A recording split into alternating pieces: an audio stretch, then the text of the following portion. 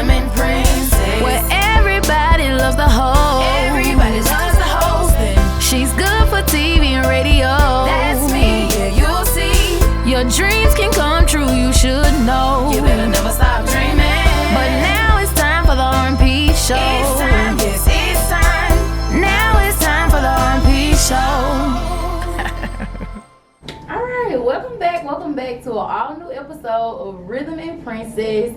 My name is Princess, but my friends call me PK. This is the first episode of 2021. I have the diva herself, Miss Beautiful Patricia Warner, who is also a newcomer to breast cancer survivor. Hello, how are you doing? Hello, and thank you for having me here today. I'm so excited just to be here, to be a part. I'm happy that you're here. Like, it just means so much to me just to be a part of your journey. I don't know if some of y'all may follow me or may not. We did a couple of photo shoots this year that you guys are about to see on the next screen. And they were just really encouraging. I got a lot of positive messages about those pictures, about how strong you were and why they thought that was a beautiful thing. They thought I was going to go viral off those pictures. Really? Yes. You. I would have never known because I don't do You social don't media. do social media. She just told me she's only on Instagram, people, so don't follow on Facebook because you don't have one. I want to play a game with you today called Fight Like a Faith Fighter. Your own game. No, And so basically all of these things you need, or I'm not putting one better than the other, but you do have to choose which one. Okay. So would you rather have faith? Which one would you fight harder for, faith or love? Faith. And why?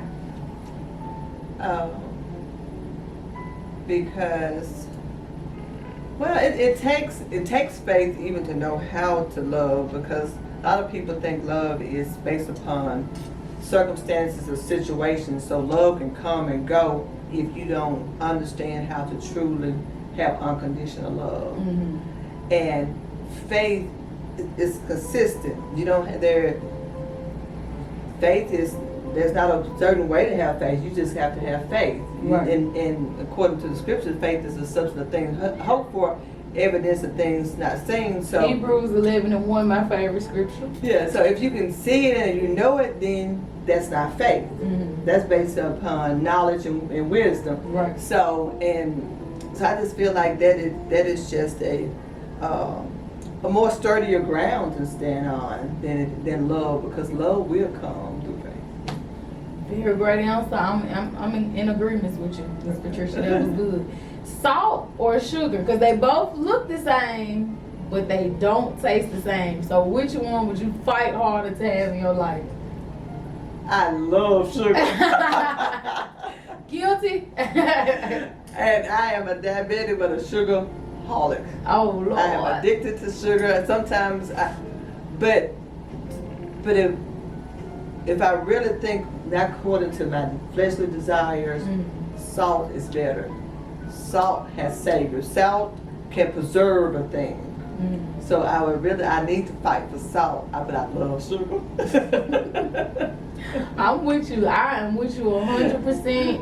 I really like both of them. I crave both of them all the time. Really? Like French fries, like tater tots with that salt on it. I'm a potato lover anyway, but I can't eat potatoes without salt. Yes. But I'm trying to do this diet thing because I'm addicted to sweets. Both my parents, they made me this one. Gotcha. I'm gonna take fault on them. So Brave and Bree, if they say they like sugar, it's on you. It's on me. Okay. Okay, I did my research and I learned that Wanda Sykes and Nina Simone both had breast cancer. Okay. So I know you're familiar with both of them, right? Wanda Sykes I know, and Nina Simone, no. famous activist, and she did a lot of singer. She did a lot. Nina Simone, you know her? I've never been a big television person, big Yeah. radio person. Nothing. So you kind of gotta go with Wanda then. I guess I do.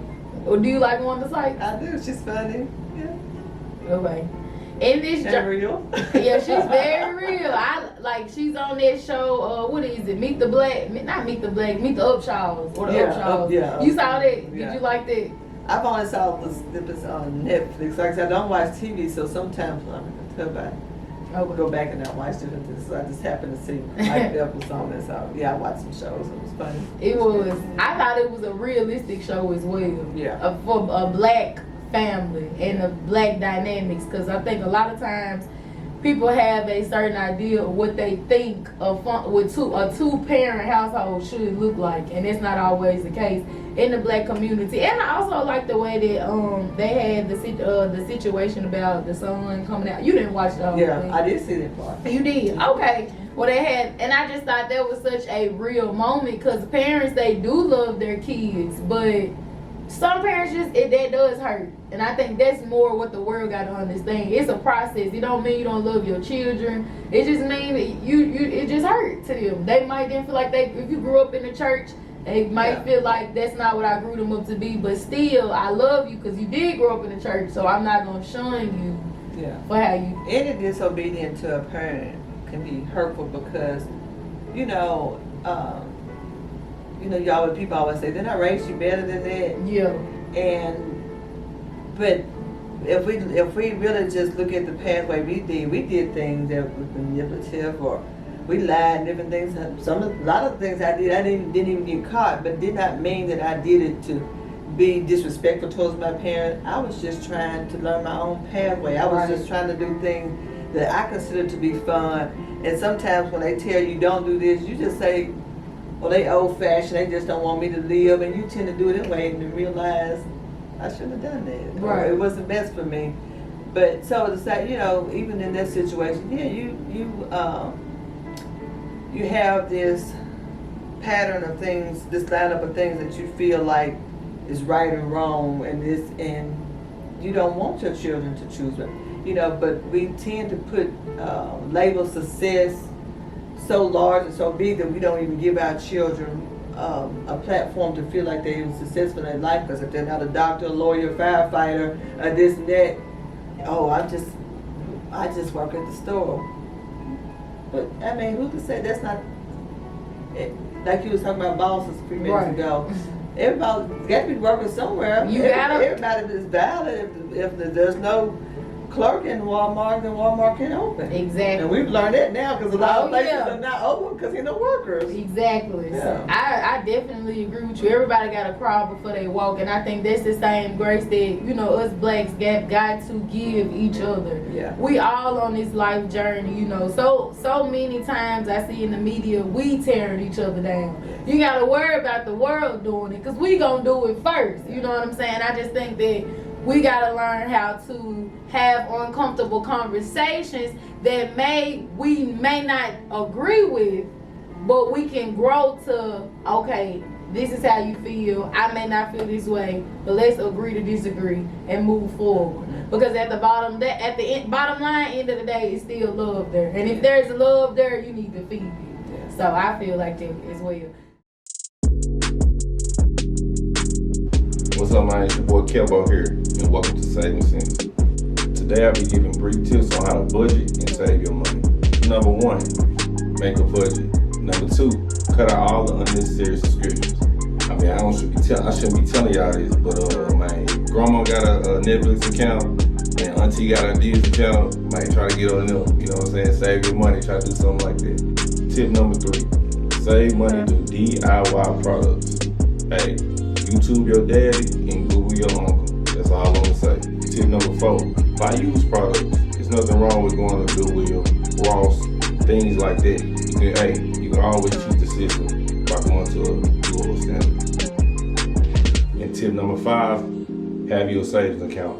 Always. Don't touch it. It's an emergency savings account. Don't touch it, let it stack up. And that's a wrap for your boy Kelbo on Saving Sense. And remember, make your sense make sense. Okay, also with breast cancer, you lost your hair. So the question would be, hair or makeup? Which one would you fight harder for? My hair. I don't have to have no makeup. What is that like losing your hair and that feeling? Because my aunt, she spoke on it last year about how it felt. But what did it feel like to you? Even when we go back to faith, from the beginning of my journey, I was willing to accept some things, and then something I just gone ho said I'm gonna have faith, and I'm gonna trust God that I'm not gonna lose my hair. Right. You know, whatever happened, because the doctor was like, well, you do know at the 3rd week, most likely you're gonna lose your hair. He said most people do, and I said, well, my name is not most people. And I was just stuck on that. Right. And it was almost like a alarm clock went off. 3 weeks, I had some dreads in my head. Oh. And I tried to just think, okay, it's just a few of them, and I twisted in certain ways, making them stay still last. And it just kept, each day it was just more and more. And then I had to come to the terms that I'm gonna lose my hair. Right. And at first, I was trying to be tough and trying to be strong. And then when I finally, by that Sunday, I wanted to shave it off, and I stood in the mirror. Then yes, of course, I went into tears. Mm-hmm. The scriptures say it's the small foxes that kill the vineyard, to kill the vineyard.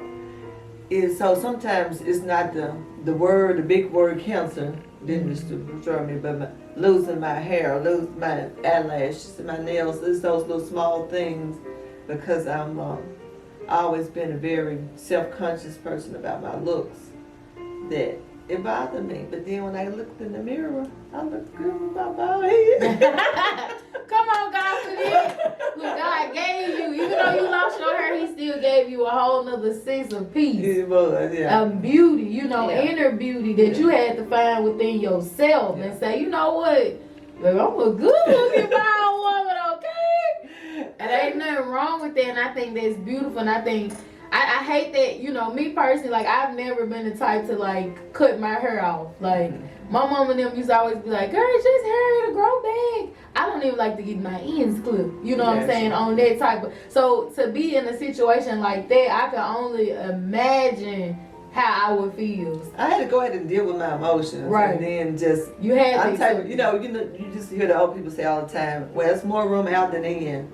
I believe that. Yeah. And so whatever I'm dealing with, however I feel, whether I think is ugly, whether I think is wrong, whatever it is, I go ahead and let it out. And I just deal with it, and then I can be free to really rationalize and look at it a whole new perspective. Because the scriptures do tell us in all things to give thanks. So, and then He tells us to think on these things. So my hair was gone. I couldn't keep on dwelling about, I lost my hair. It is gone. Yeah. So I had to start thinking of something else. I had to look in that mirror, and I had to see past my hair. Yeah. But like I said, that was after about 40 minutes of crying. I'm with you every 40 minutes. Feeling that pain. Like, And some people, they may cry, and I had, and God is so mindful of us. It was already people, because me, I wore wigs when I didn't even need a wig. right. Oh yeah, baby, sharp every Sunday. Every Sunday. Don't play. But all of a sudden, I didn't want no wig. Because it's like, we as humans, we as people, we want it's something about the power of choice. Mm-hmm. When I can choose to wear a wig, oh, that's fine and then. But now, like, I don't have a choice, and now I'm supposed to put a wig. You want to take my hair off? Wait for me, and I'm supposed to put a wig on and be happy with that. Right. But of course, I have a daughter with alopecia, Mm-hmm. and when Bree saw me with no hair, it's like her eyes lit up. Mm-hmm. It's like she was like, whoa, and she gave me the biggest hug. Like, Mama, look like me. Oh my God. She was so happy. She hugged me and kissed my head. And that was the first picture I took after that. And I said, I can't wear a wig because I hurt my baby's feelings. Oh, Bree was gonna get you. Yeah, so I did not wear a wig, even though my insurance gave me prescription for free wigs. There was organizations that was gonna give me a free wig, and I didn't go take them just because they were free. I decided, because if I had brought them home, I might would have worn them. Right. So I said I'm not gonna wear a wig, and I did. And you stood on it. I stood on it. I just think that is so beautiful and powerful and like moving that you took it a step further. You made it an intimate connection with your daughter. And you was like, okay, she accepts how she is and she lives through life, so I can do this. Me putting a wig on with a satisfied society. but it wouldn't have satisfied you within. But sometimes it would have hit me too. Right. Oh, not bringing as much attention to you. Yeah. And when I was determined, just like even pop stars and everything, they don't just dress regular. Because they want to be noticed. They're trying to bring attention. They're trying to draw attention to them. They're trying to set trends and different things. Mm-hmm. So even though that was even my way of really trying to tell people or to witness the fact that I have breast cancer, but I'm still fighting. I'm gonna go on. I'm not gonna stop. Mm-hmm. Some people just thought I was wearing it for fashion. Okay. You know, they was like, I would never would have known that. And but it opened doors again. It opened a platform for the opportunity to witness a lot of times. And sometimes I would see other women with their heads shaved, and then I was able to go and say, is that a fashion, or are you a fighter?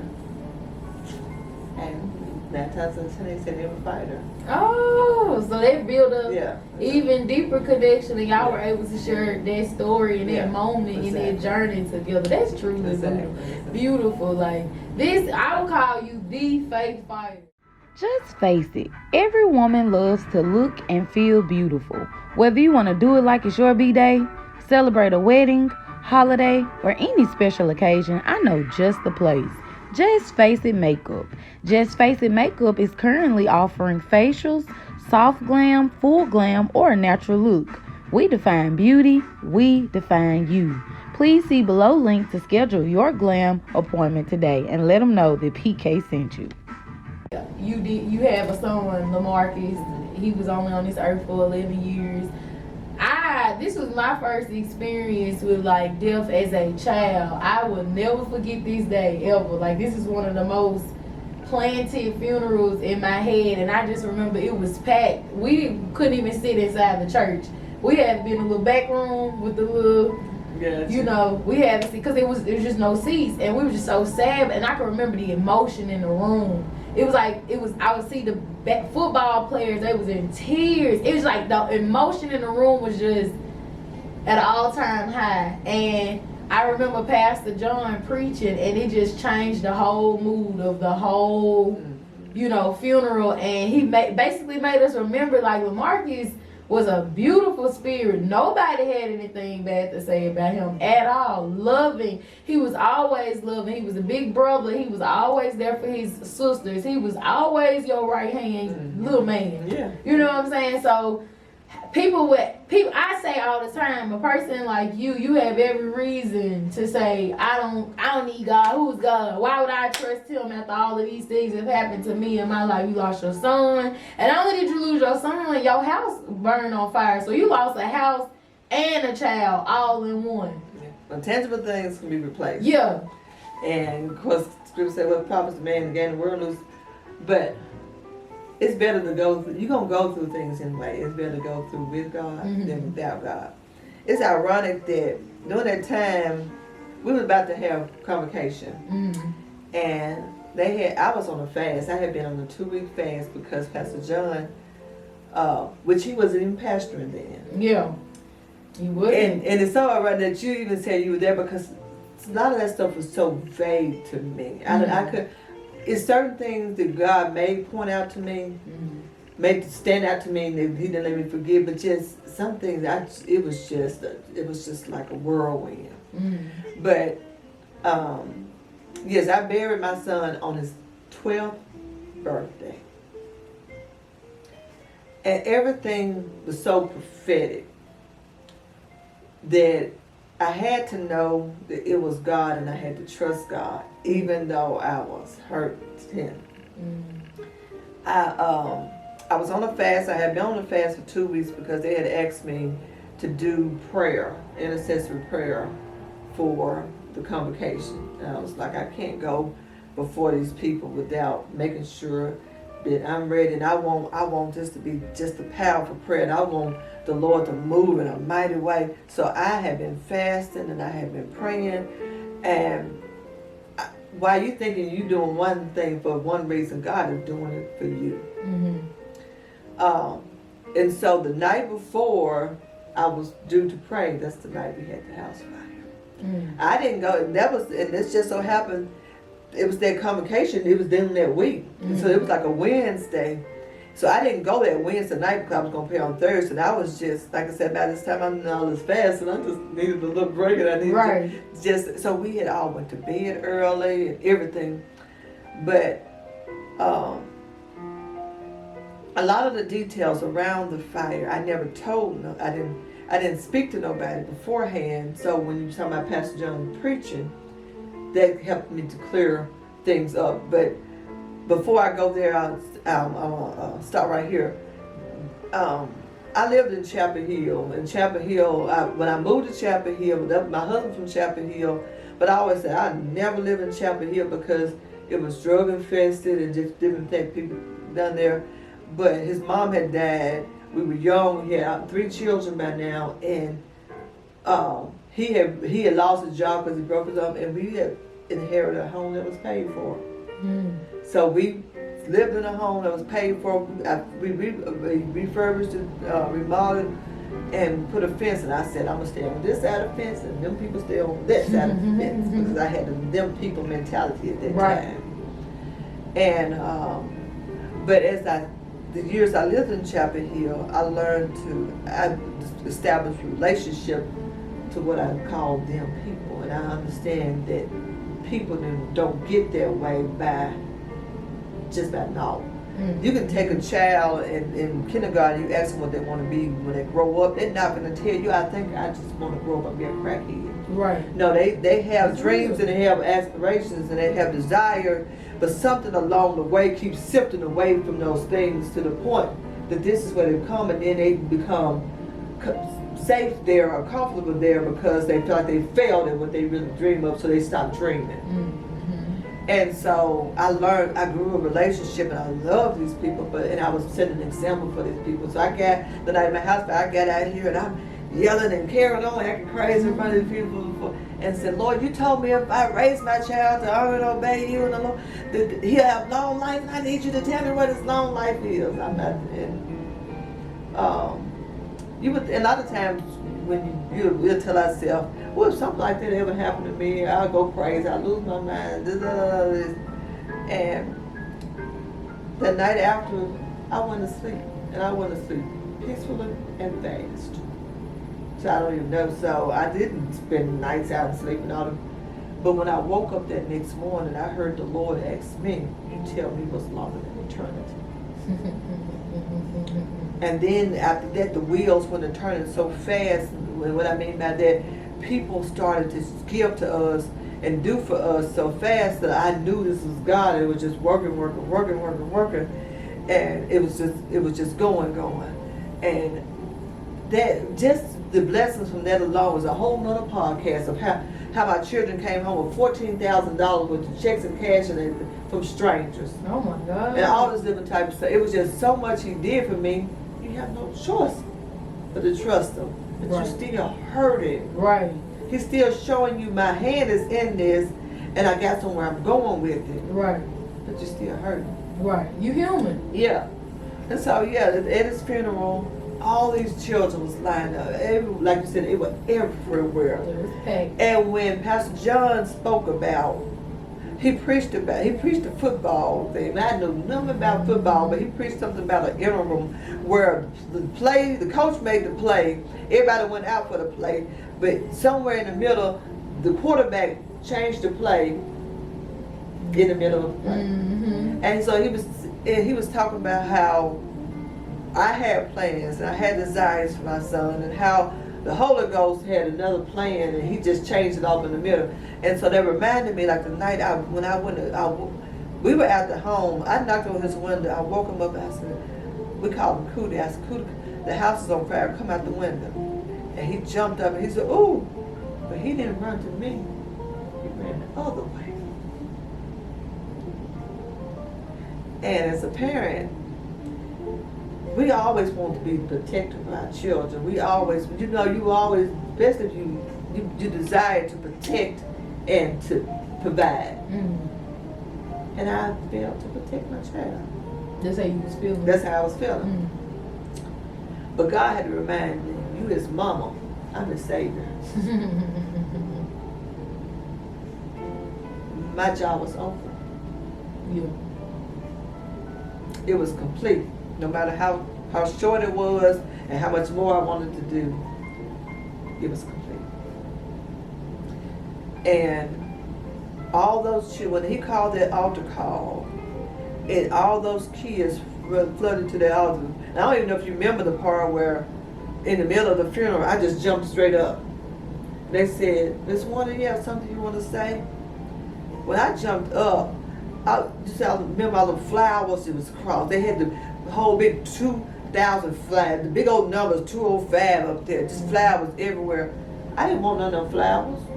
And the enemy said, you don't want them flowers. I said, no, I Hey, don't this want is them Sweet flowers. D with your They black said, you ought to give a damn about. I said, Today we're going to talk about Thanksgiving and the history of slaves. And when I jumped up, There are 3 they points that called I my want to name give and you. said that I had something I Just wanted to 3 say. small And that's when I had tidbits. to- First I of had all, to let's talk about church.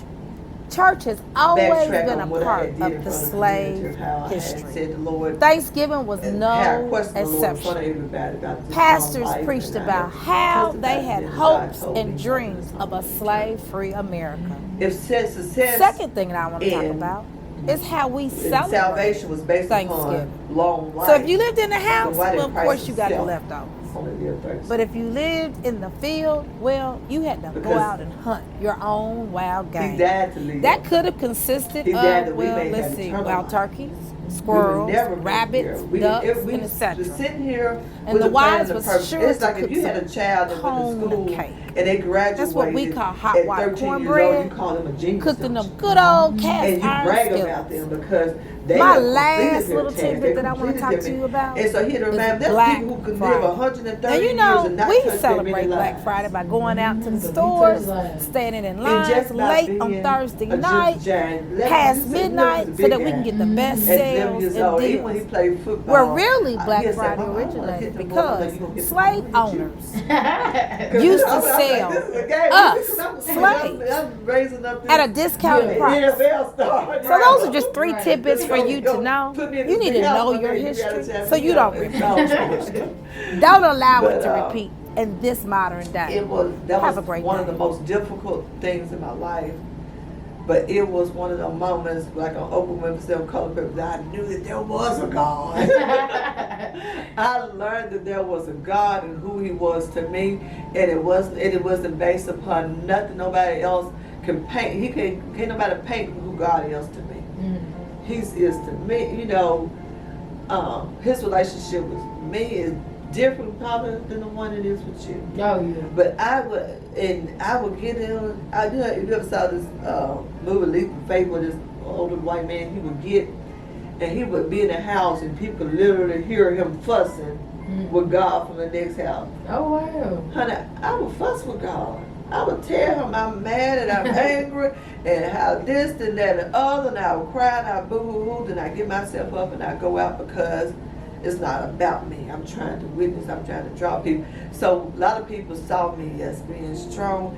Yes, I had my weak moments, but I had to testify and I had to be a witness to the, because the scripture says, even when we're weak, His strength is made perfect in us. Those first 2 weeks, people come out of the woodworks doing for us, doing so much till I didn't have time to think and to hurt. And when I started to hurt, I said, well, what's going on? I thought I had this. I thought you got this. I do. But He had reminded me that even when a person goes through a major surgery, they have to be sedated because the pain alone is enough to kill them. Yes. If you go have heart surgery, they got to sedate you. And then they're going to keep you on them. My husband had his lung removed, and they kept him on. They happened early on in our marriage too. He probably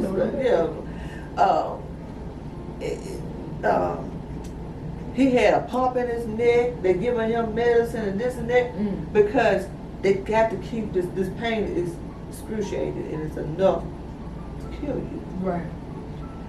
But it's addictive too, so they wean you off. So Lord said, I sedated you. Now I got to wean you off this pain. You got to hurt to heal. But you hear people say when they had surgery, surgery and different things, they tell you their knees hurt when it's gonna rain.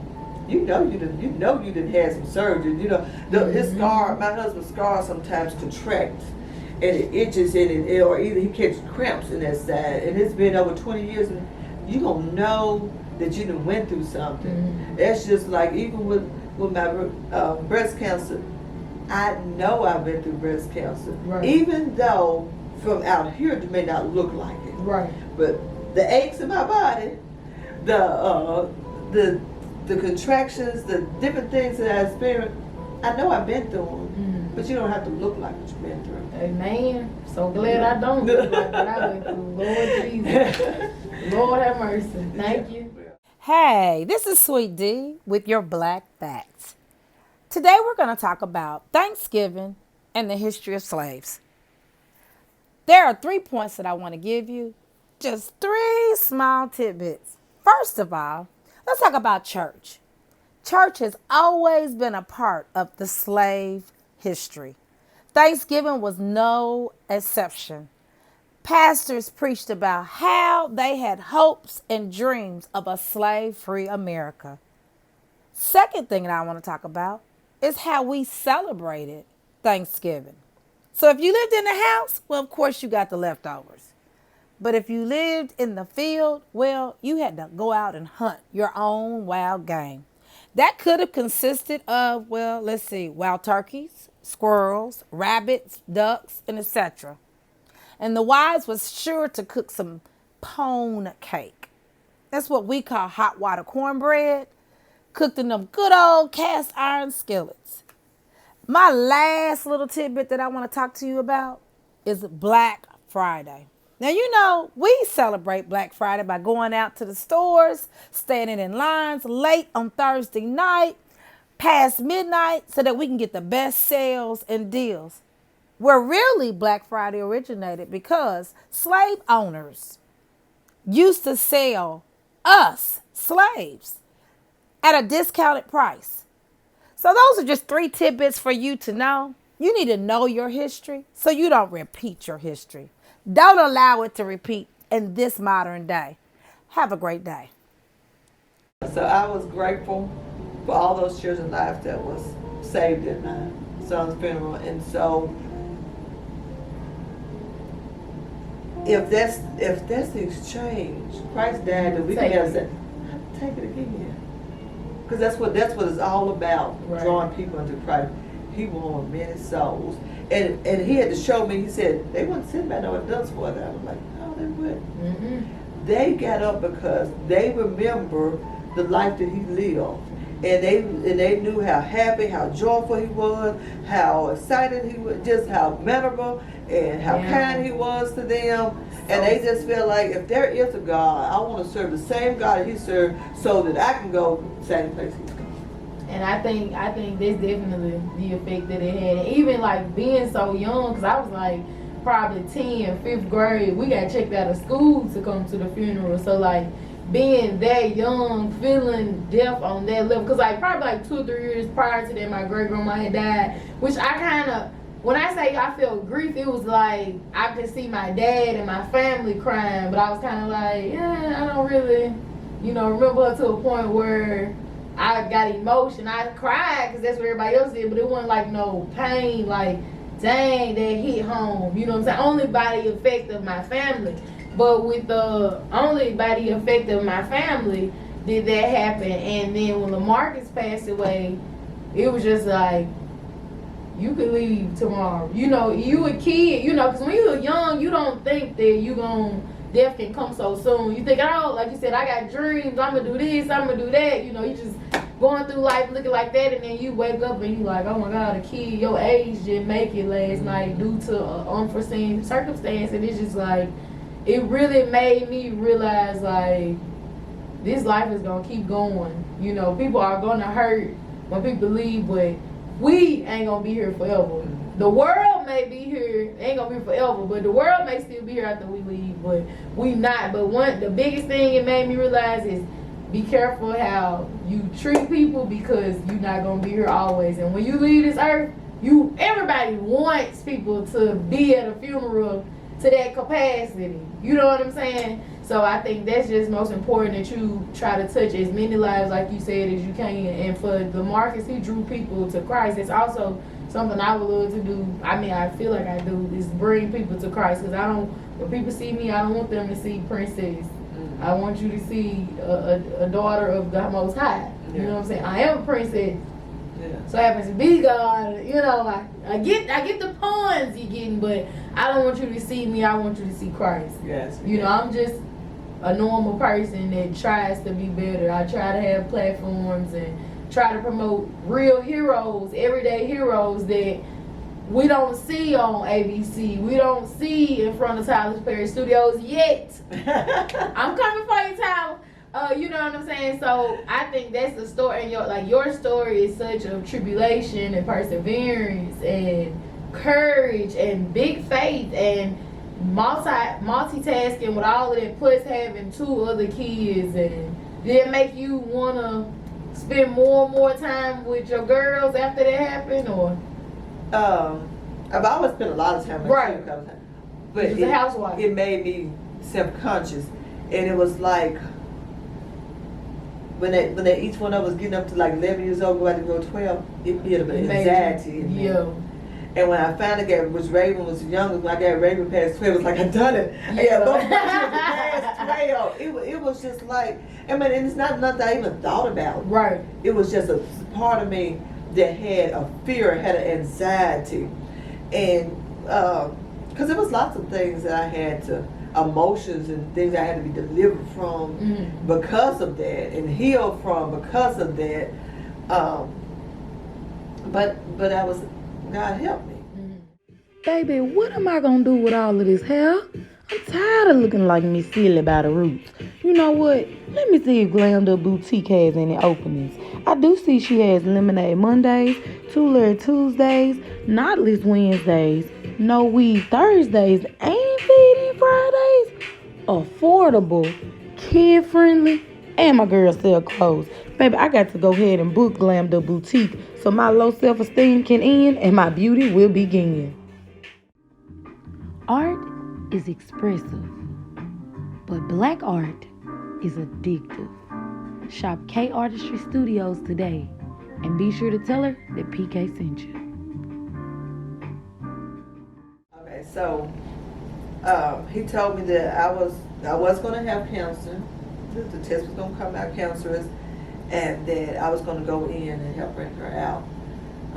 So the people that I did tell about my diagnosis, they said, well, we're just going to trust God to believe it's not so. So I started telling people because I had already had my answer that it was going to be, and I wasn't going to feed my, why you going to feed yourself some false hope when he told you what he's going to do? Because just like this, like many times, people tell me I got this. It's okay. And so with Baptist, you have this portal. Every time you go to have a doctor's appointment, they send you the thing to tell you about doctor's appointment, tell you have blood work, they tell you what it is. And so, of course, when I had my biopsy, the test was going to come back, and evidently I read it wrong. And I looked at it and it was like negative. So I was like, negative, how's this negative when I know the Lord said I was going to have breast cancer? And so I was, okay, well, maybe not this time. And I was just, and so then I was in the part store when this woman, the doctor called me and she said, yes, Miss Warner.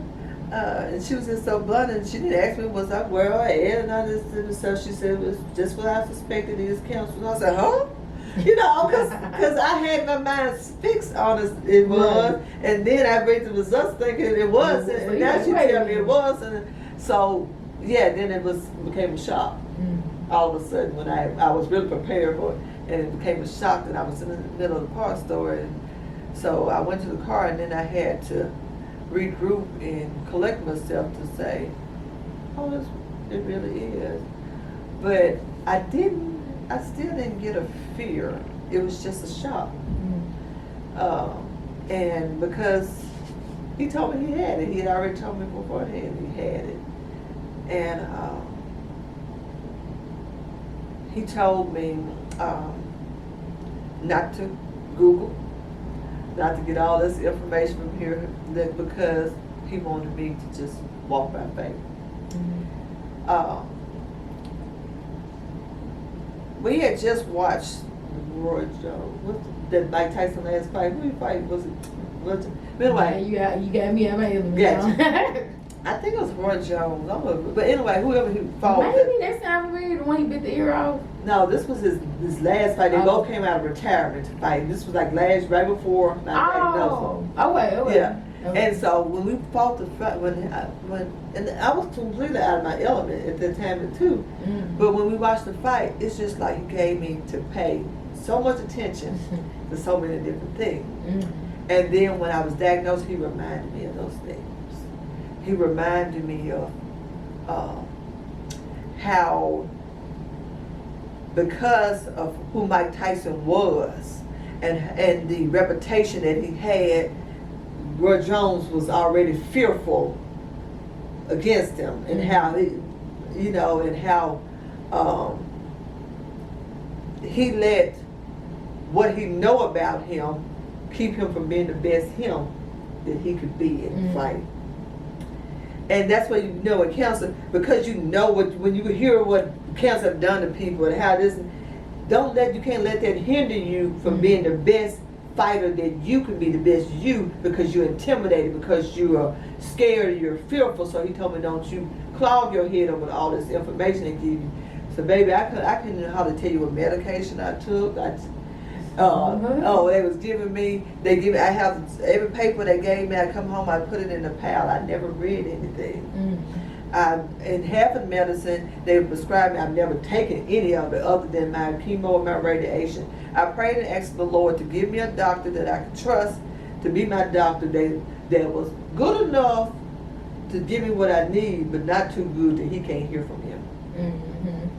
And so because I prayed about it, God gave me 12 women to be on my prayer team. And he told me, the reason he gave me these 12 women, because they weren't going to be those 12 women that just say, I'm going to pray for you and not pray for you. And because in times when you don't feel like praying, I knew I had somebody praying for me. Right. And who genuinely loved me, and who was not, sometimes people, they'll say one thing to you, and in the back of their mind, they're still doubtful. They're not standing on the same platform of faith that you are. And then they're looking at them to move by what they see. As soon as I lost my hair, then you, of course, I say, oh, she looking bad. Oh, it's gonna tear down. But I didn't have those people in my corner. If I told them this is what I'm trusting for, that's what they was trusting for, and they was accepting God for it as well. And so that's just what I did. I just walked according to how he gave me to do. I try not to get overwhelmed and to think nothing more than what, and I watched him work through the things that I did. Even when I was when I did the walking, of course, what was that, Sister's Truck? When I put the stuff on my car, I just did that for the parade. But Princess, I could tell you at least 6 times where white men, not women, walked up to me in tears because of what my car said. Oh, wow. And said thank you. And one of them was at my radiation. And when I got out, as soon as I got out, the man said, I needed that. I've been looking around and he was in his car and he had tears, and he said, as soon as I saw this, he said, I knew it was for me. I needed that, and thank you so much. And I just, yes sir, and I just prayed, I went on in. You are in COVID. But the next time I saw him, he said, look at my sign, lady. And I said, oh. So I became intentional. Every doctor visit I went, I had a friend who owns a quiche shop on East Brooks Road called Old Taste and See. She said, Tricia, before you go to your visit, come and I'm gonna give you some treats. And because she said, I want you to give them to your nurses and doctors, because I want them to know that you're special, and they got to treat you special. And I was like, okay. Right. I didn't understand it. but it made a difference. I took those treats in, and I gave them to them, and everybody was rattling across the office. Miss Warner brought treats, Miss Warner brought treats, and every time I came, everybody knew me by name. Everybody, and then, so I became even more intentional. Not just with the nurses, with the patients. So I remember getting dressed one day, and I overheard these two women talking about how they were hurting and how they was this and stuff every day. And when I came out, they said, "Do you hurt a lot?" I said, "No, ma'am." They said, "Did you be sick of your stomach?" I said, "No, ma'am." And I was about ashamed to tell them that I didn't feel like them, and I felt sorry for them. And then I went back and I sat in the car, and I just began to cry. And the Lord said, "Faith ain't fair." He said, I said, "No, it ain't."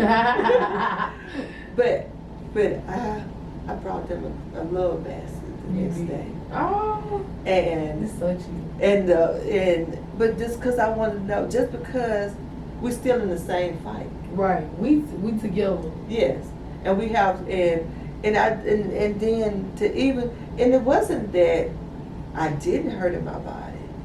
Well, I didn't hurt all the time, so I didn't think it was necessary just to keep on saying it. I just, this power, like, just to dwell on all of this little negative stuff. I didn't dwell on stuff, and so my answer would be I did. So I want to encourage them, and all the women. They just, so when I finished my last graduation, the nurses had a basket for me.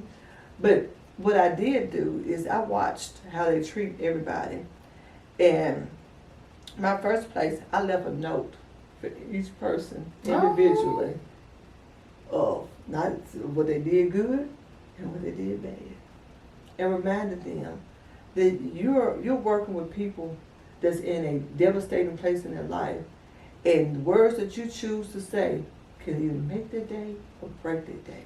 Be careful, because your words have power, and be intentional, because you're dealing with some delicate people right now. Right. So so I just did intentional things, and I said faith fighter. and that's what I decided to do. Faith fighter was a thing that we had come up with one women's retreat. And so of course I had my box running idea for the women's retreat, and I pulled it all back out and determined this one I'm gonna be. I'm gonna be the faith fighter. I'm gonna be a faith fighter.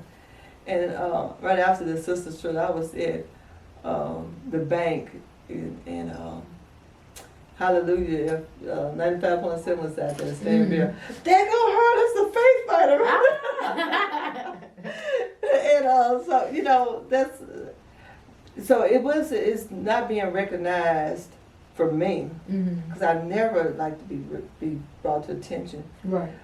But to be recognized as the faith fighter, and be able to stand on the platform in which God has given me. I'm grateful for that, because I can let my light shine. It shines. And that men may see my good works, glorify my Father that is in heaven. And so I just take every opportunity to share with people, let them know God loves you. And it's not, a lot of times it's not the love that people painting to you about who God is. People trust Him, and let Him show you what His love is all about. God spoke to me the other day. He said, when you accept me as your Lord and Savior, I accept you back by bringing you into the bloodline. Making you right for air. And when you right for air, when you're talking about I am a princess, that's an inheritance that only bloodline can give you. You're not a stepchild anymore. You can adopt a child, they can be so-called part of your family. But when God said, I accept you and I bring you into my bloodline, I took you further than just bringing you into my family. I'm making you right for air for the blood, through the blood. And so that's what Mother Lawson did for me. From get-go, she started calling me Warrior Queen. And at first, it's like Warrior Queen. What do that supposed to mean? You just think that's just a name, like a little cute little nickname. Yeah, but that brought life to me. And a warrior does not fight only during wartime or war. Warrior, you're in a continual fight because the battle doesn't stop. The enemy, the Bible says that resist the enemy, that he'll flee, but it goes on to say before season. He's always going to be lurking. He's always looking for opportunity to come in. And he don't fight fair. Just like that bullet. If you beat him one time, he's going to come back again for another opportunity to try to get you. Yes, he through is. any means necessary. And he going to use whomever he may. He going to use the closest thing to you, your children, your husband, your health, your looks. Ooh. Whatever that is important to you, that's what he going to use. Honey. And so that's why but you have to use what you have too. Because the weapons of this warfare are not carnal. You know, I grew up with these brothers, and so with God, he took my fight and he transformed it to his fight.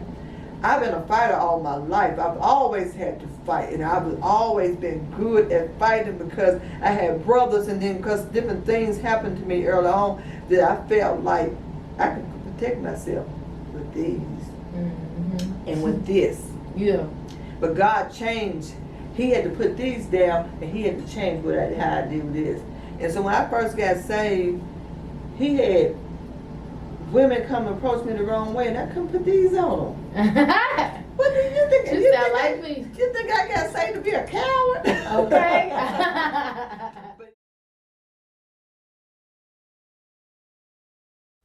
Hello, I'm Lakeisha, and thank you for joining us for our mental health moment.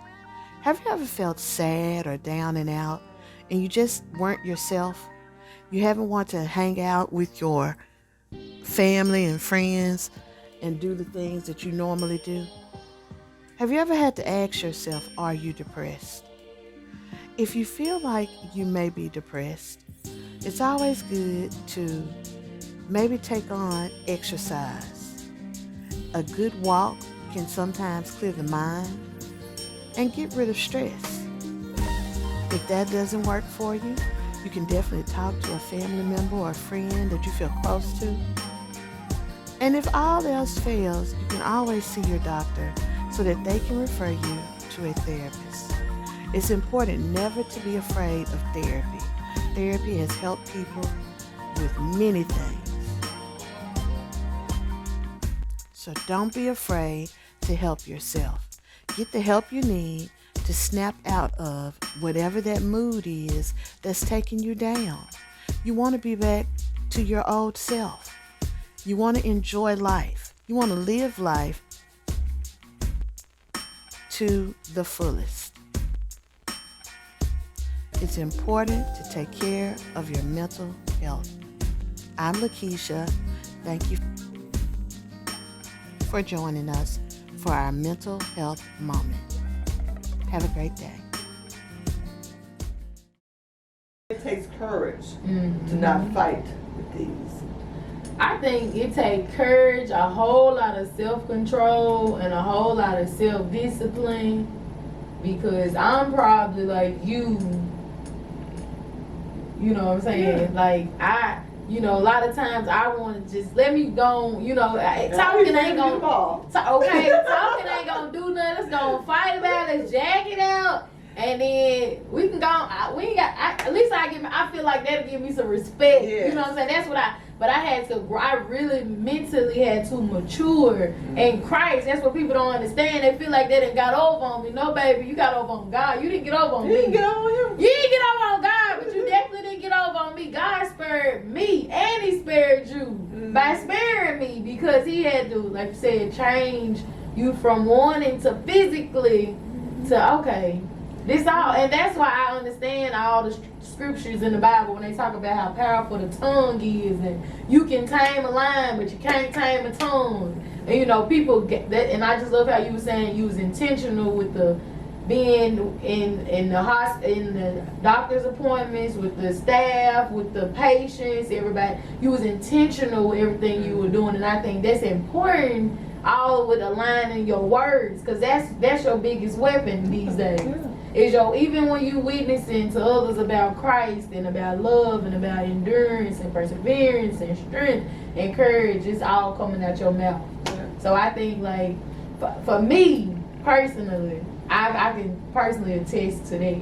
As far as having to figure out ways to try to navigate without, my biggest thing is I always care about, and I had to learn like try to stop caring as much.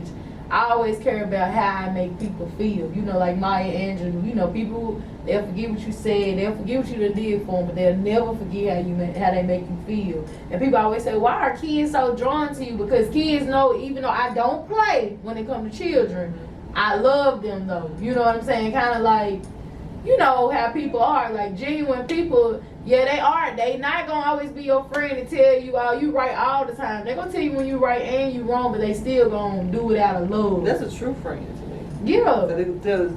They are always being your friend, but a lot of times we think our definition of friend is a yes man. Yeah. I have to love Princess enough to and you have to know I love you enough that if you're wrong, you're just wrong. Right. And but if you choose to continue to do wrong, I'm still gonna love you. Right. But I don't mean I have to accept your wrong or condone it or be a part. In that area right there, well, I ain't gonna roll with you right there, baby. But I see you tomorrow when we do this. Right.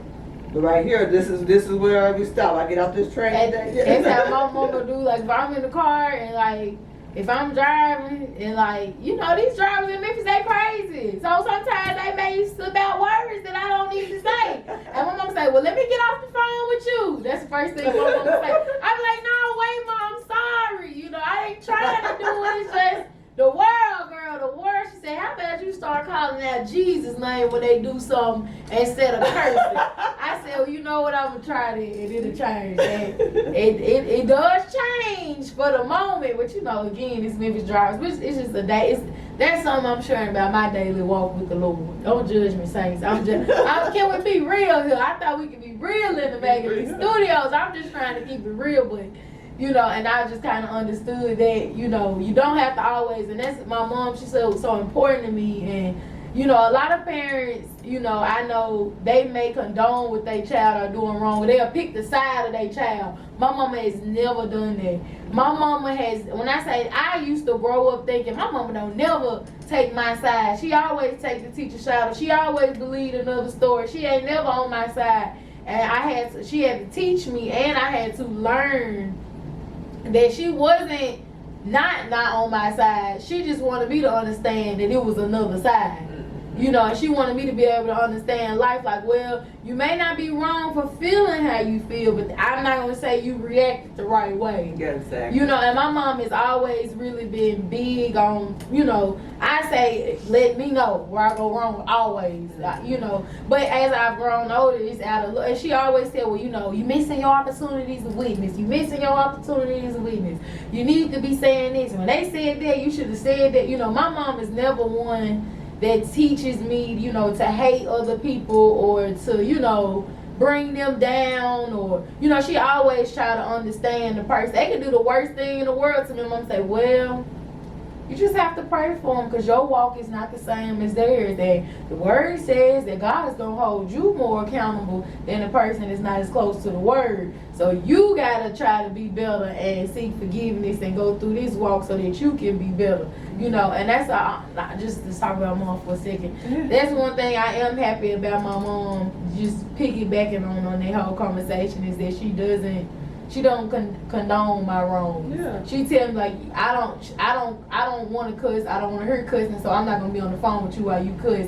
And she say I ain't, we ain't gonna do that, And I be like, I'm grown. I'm 26. I'm in my own apartment. I got my own keys. You say I was like, you ain't grown till you're on your own. I'm grown, big grown. So it's like, no, you can handle a cuss word. It's not like you're not gonna hear it on TV or whatever. But it's not about that for my mom. It's about respect. Exactly. She just want me to respect her, honor her as my mom. Because I have cussed before, but my mama never heard me cuss. See. Yeah. And they don't. And it's because, and I've always said yes ma'am and no ma'am to my mom, and and so I could come up with several reasons why I might couldn't, shouldn't, Right. But when you're talking about other people, I've learned. I asked the Lord a long time ago, help me to see needs and not faults. Mm-hmm. And when after our house fire, we moved to Memphis, into where I saw kids come home by themselves every day, Mm-hmm. and where those kids in the neighborhood, they was just doing so many different things, but it's because there was no training. Mm-hmm. It's just like having a dog out in the wild, a house dog and a wild dog gonna act two different ways. You're right.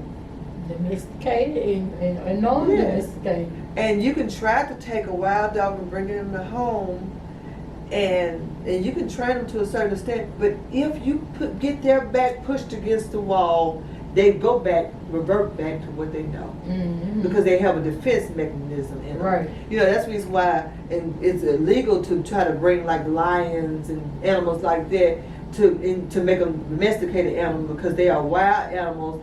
And even though you may be training them, all they have to do is be pushed and some type of fear come upon them, then they will go in a raid and they can kill up a lot of people. Mm-hmm. So that's when you have to be really careful. And so I had to ask the Lord to help me to see needs in people and not faults, because like we was talking earlier, we're so quick to say these kids these days.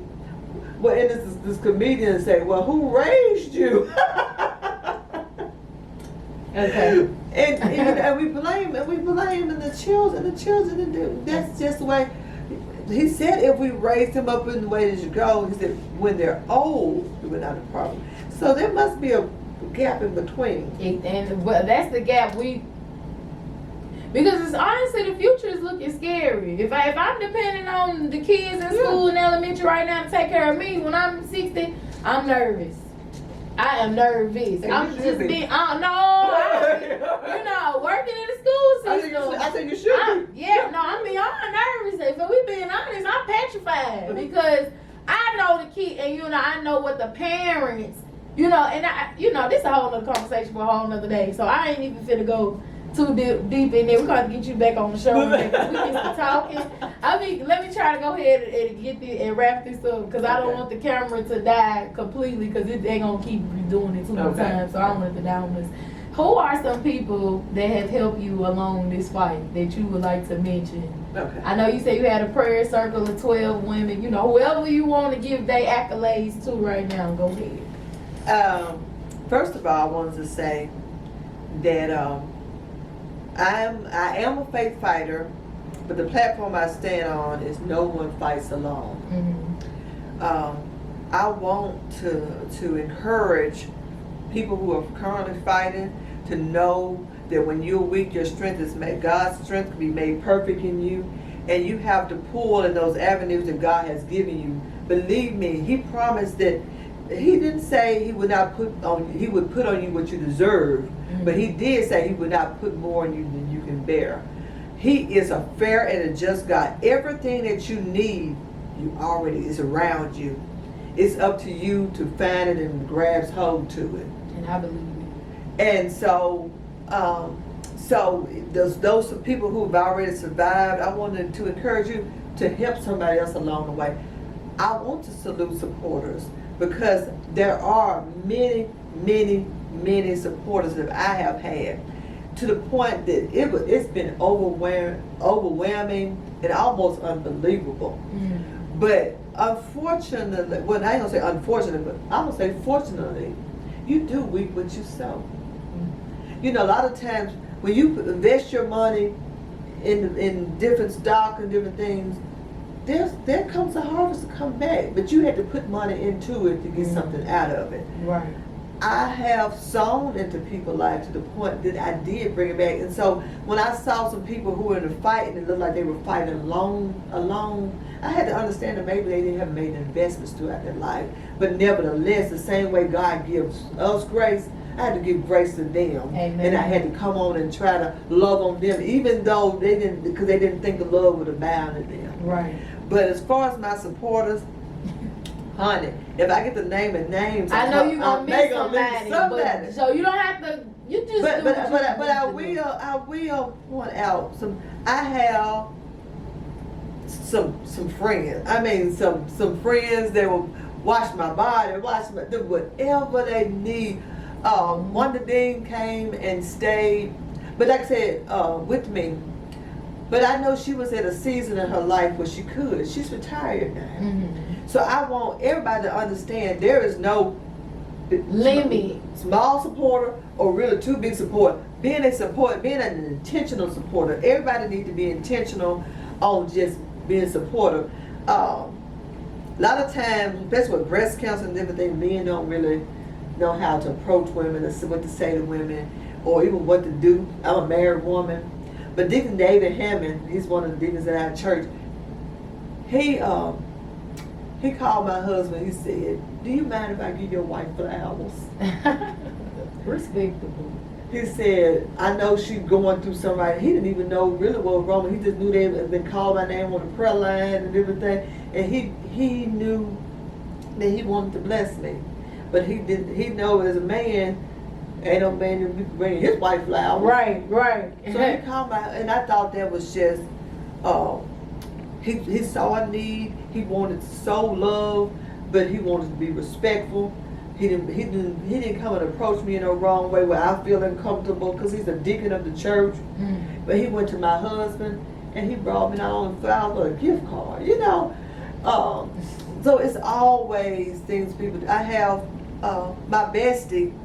Her mom herself was going through a lot of health issues, so she wasn't able to be in my home all the time or to come and different things. But the prayers of the righteous avail much. Mm-hmm. I could know the prayer wheels was turning because favor was chasing me down. Mm-hmm.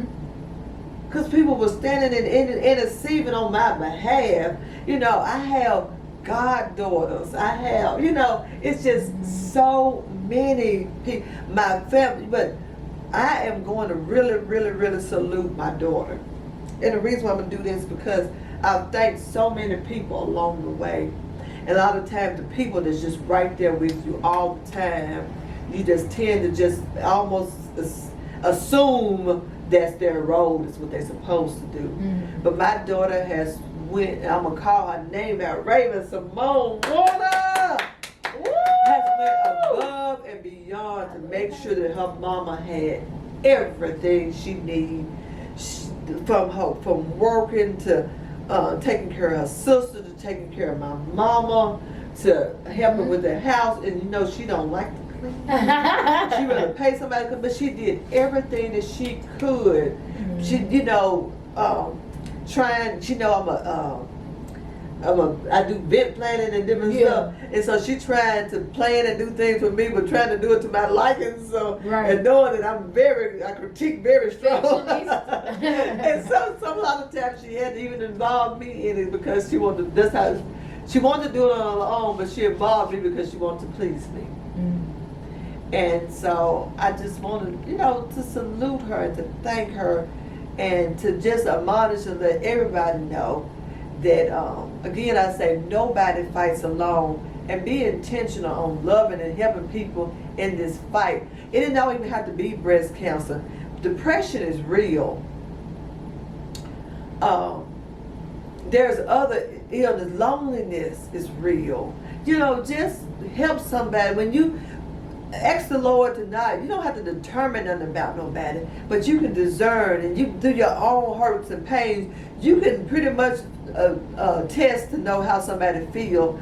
All you have to do is remember what you feel like, how somebody hurt you, how somebody offended you, and you don't have to make those same mistakes, but you can do something, even if it ain't nothing but just innocent. The Bible says what we do in the dark, He will bless in the light. So you don't have to be seen praying. You don't have to even say, "Honey, I've been praying for you." Just do it.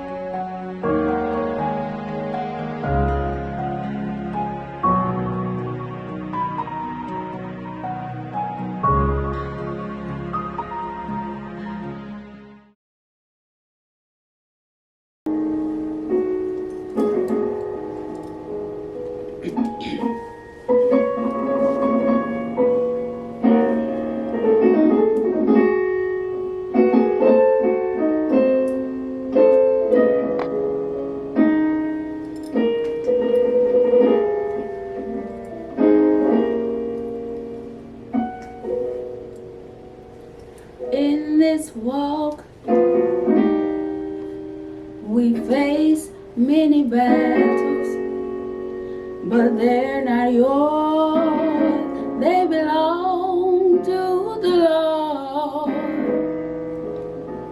Put on the armor of God. Delight yourself in His word. Don't give up the fight. It's too late to give up now. Don't give up the fight.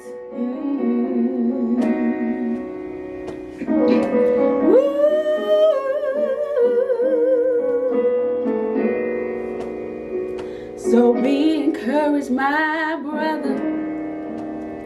Hold on, my sister.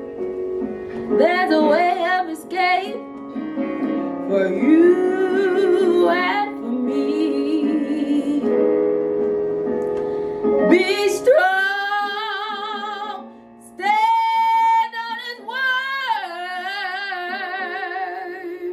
God has promised to fight every one of your battles. Don't you give up the fight. It's too late.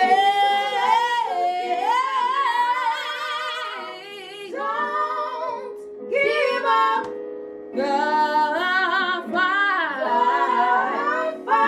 The war was won by Jesus on a hill called Calvary, where He gave His life for you and me.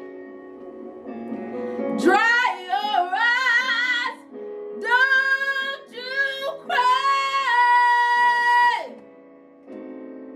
'cause everything is gonna be alright. Now we've been made endure for a night, but hold on, joy is coming in the morning time.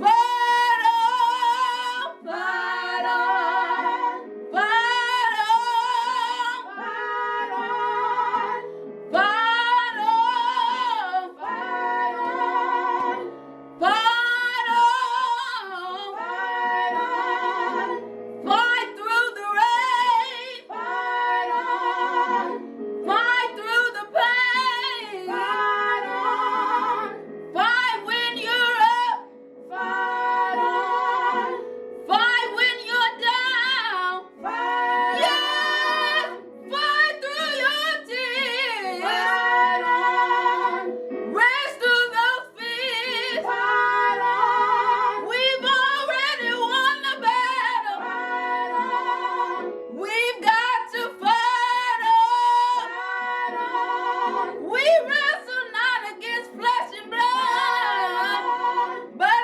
against spiritual wickedness, fight on, in the high places. Hey, that's alright, that's alright, we've already won. The Lord is walking by your side. Everything is alright. Fight on, fight on, fight on. Oh,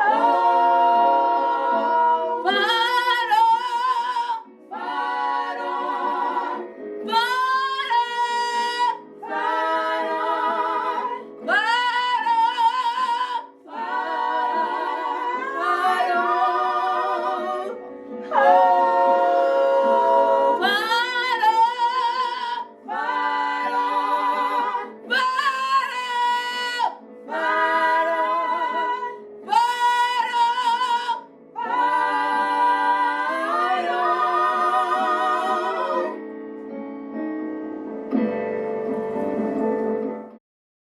Hold up, hold up, hold up. Black men do deserve to grow old, especially ones that teach us how to get paid no matter what we do. You know, the ones who are kings that treat all of their people like royalty. Preach. See, it doesn't matter if you were born in the 80s and you became a crack baby. The fact of the matter is, you ball till you fall. Stack that paper up and then you make boss moves. And if she likes to argue, you know to send her on to law school. See, Dolph had a rare breed in his DNA, and it ran deep. His love for South Memphis and his love for the streets. No matter what you know, no matter where you go, Dolph will forever be remembered as a legend for sure. Rest in power, King. We love you.